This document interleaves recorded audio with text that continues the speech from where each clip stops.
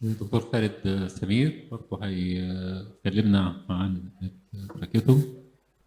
Thank you for attendance. I am happy to be one of the speaker in Swag Day, and thank you to Muhammad Ahmadin for discussing the standard or traditional tracheostomy. And I am continue from this to another technique which is called percutaneous tracheostomy. First, we call percutaneous tracheostomy also PDT, percutaneous dilatation tracheostomy. Percutaneous tracheostomy is an alternative to traditional tracheostomy, which is done percutaneously by dilating the stoma using Seldinger technique. Percutaneous tracheostomy is now routinely performed by surgeon and non-surgeon, such as intensivists and anesthesiologists in intensive care unit all over the world. Although obesity, emergent tracheostomy, and coagulopathy and ability to extend the neck and high ventilator demand were thought to be a relative contraindication of the operation, but recent data suggests safety of this in this patient population. Ultrasound can be helpful in limited cases to identify the neck structure, especially in patients with difficult anatomy. Bronchoscopy during patient procedure can shorten the duration and avoid complication, but unfortunately, bronchoscopy is not available in all procedures. Experience with the technique and careful planning is needed to minimize any unavoidable potential complication. Since its introduction in 1985, various modifications in percutaneous dilatation technique have been introduced.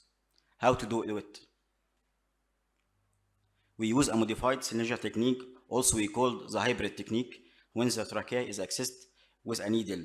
This is a general idea. The trachea is accessed with a needle and then a guide wire is inserted. The tracheostomy tube over the guide wire is introduced after dilatation of the stoma.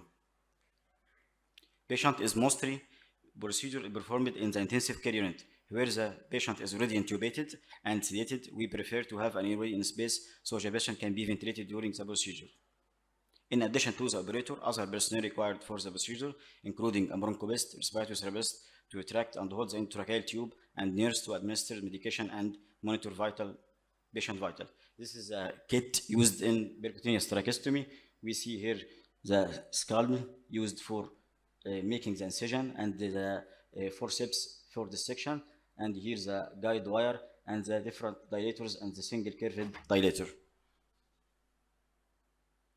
What are the steps of the procedure? We must first take informed consent from the patient.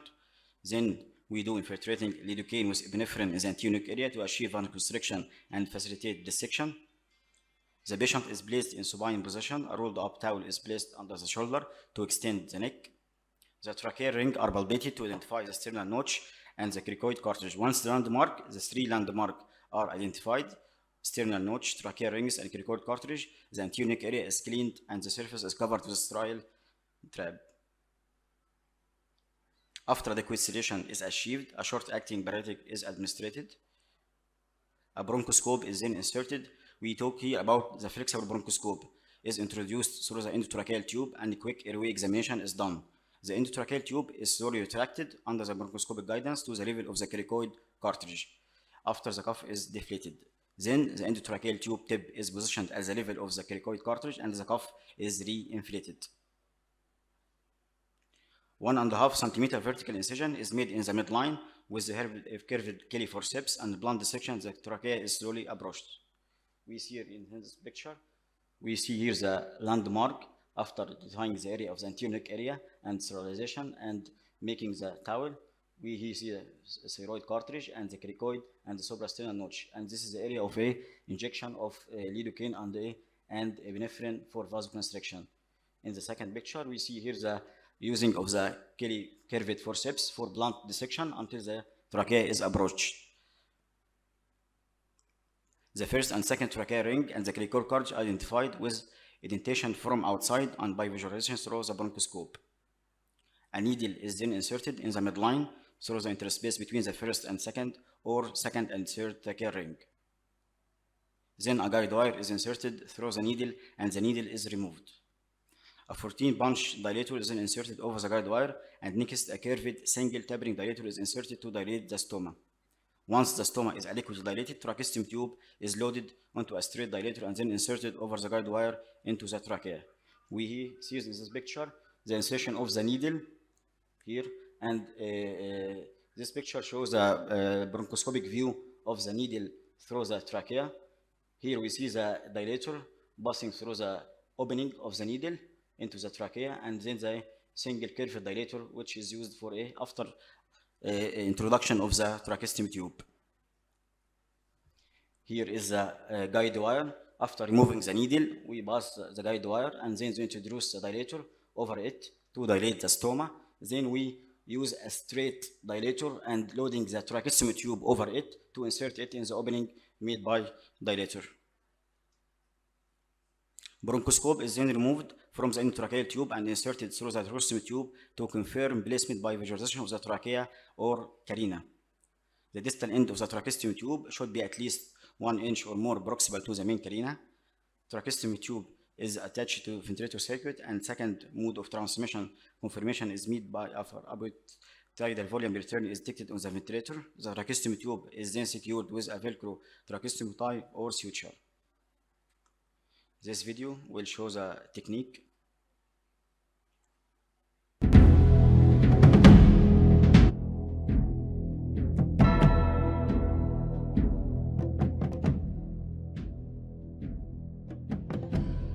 Fabricated dilator. Tracheostomy tube with the intercannula removed is preloaded.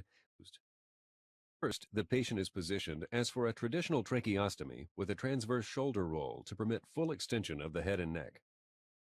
The neck and upper chest are sterilely prepped and draped in the standard fashion. Critical anatomical landmarks, the thyroid cartilage, cricoid cartilage, and the sternal notch are identified by palpation and marked. The incision site is infiltrated with 1% lidocaine with epinephrine. A 1.5 to 2 centimeter transverse skin incision, just long enough to admit the tracheostomy tube, is made at the level of the first and second or second and third tracheal rings, approximately 1 finger breadth above the sternal notch. A curved mosquito or hemostat may then be used to gently separate the subcutaneous tissues vertically and transversely.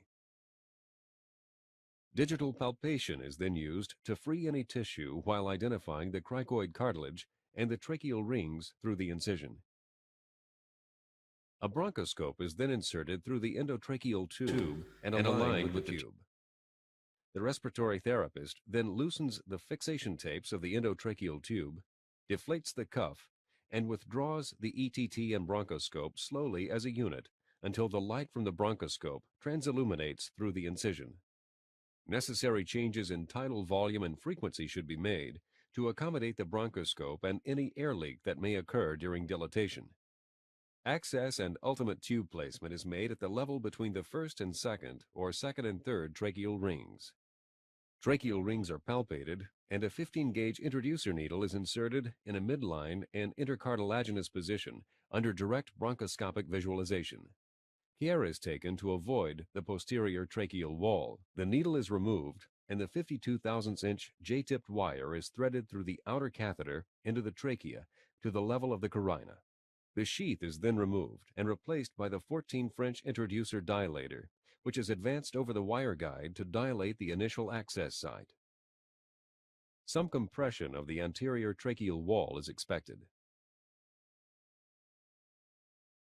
The dilator is removed and replaced by the 8 French guiding catheter, which is advanced to the skin level mark on the wire guide. The guiding catheter and wire guide are inserted as a unit into the trachea until the safety ridge on the guiding catheter is at the skin level. Proper positioning of the guiding catheter can be constantly confirmed by aligning the proximal end of the catheter with the proximal mark on the wire guide. This will prevent displacement of the J-wire and possible trauma to the posterior tracheal wall during subsequent manipulations. Lubrication of the dilator is accomplished by dipping the tip of the dilator into sterile water or saline. This activates the Easy Pass hydrophilic coating.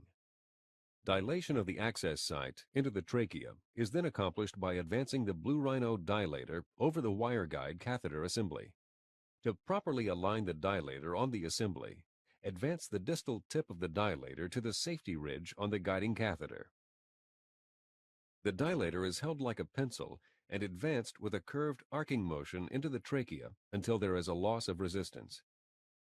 Repeated advancement and retraction of the dilating assembly effectively dilates the tracheal access site. The aperture should be slightly over-dilated, thereby facilitating the placement of the tracheostomy tube.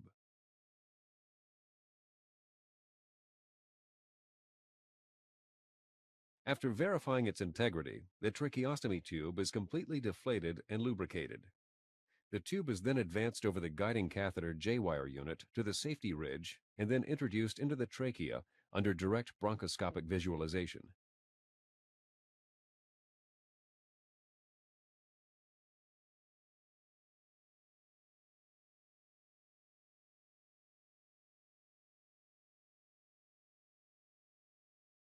Next, the blue dilator, guiding catheter, and J-wire are removed.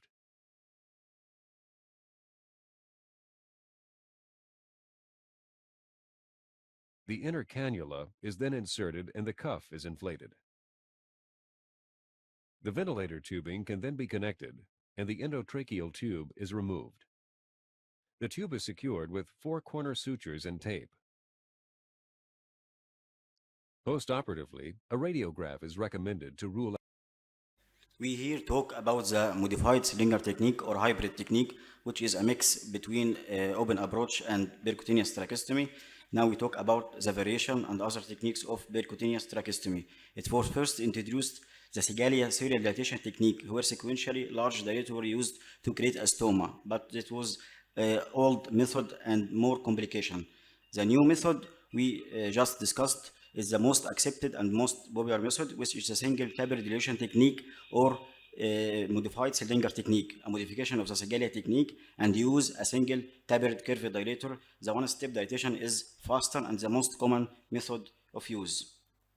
Another approach is the transpharyngeal approach or transpharyngeal tracheostomy Fantoni technique, which is a retrograde approach. Here, after insertion of the needle into the tracheal lumen, the guide wire is directed cranially and out through the mouth. The dilator and the tracheostomy tube are pulled through the larynx in a retrograde fashion. Guide wire forceps Greg's technique, whereby following the insertion of the guide wire, dilator forceps are advanced alongside the wire and into the trachea. Pursue twist technique, where a screw-like dilator is slowly introduced over a guide wire by rotating it clockwise to dilate the stoma. A new technique, which is called balloon dilatation technique, was first introduced in the United States, where instead of tapering dilator, we use a balloon, which was introduced over a guide wire to dilate the stoma. Once the stoma is dilated, the tracheostomy tube that was loaded proximal to the balloon is then passed over the guide wire. Here in this picture, we see the dilator passing through the stoma, dilating it, and then the tracheostomy tube is located proximal to it and loaded after dilating the stoma with the balloon dilator. Potential benefits of percutaneous tracheostomy over standard or traditional tracheostomy: performed in ICU, so avoiding transfer to theater; shorter operative time; fewer intra and early post-operative complication; improved cosmetic result; reduced instance of wound infection. What is the anatomical indicator of potentially difficult percutaneous dilatation tracheostomy? Overlying scar tissue, previous neck radiotherapy, overlying blood vessels, thyroid goiter, tracheal deviation, obesity, fixed flexion of the neck, unstable cervical spine, PERS. Difficult to identify surface landmark. Thank you.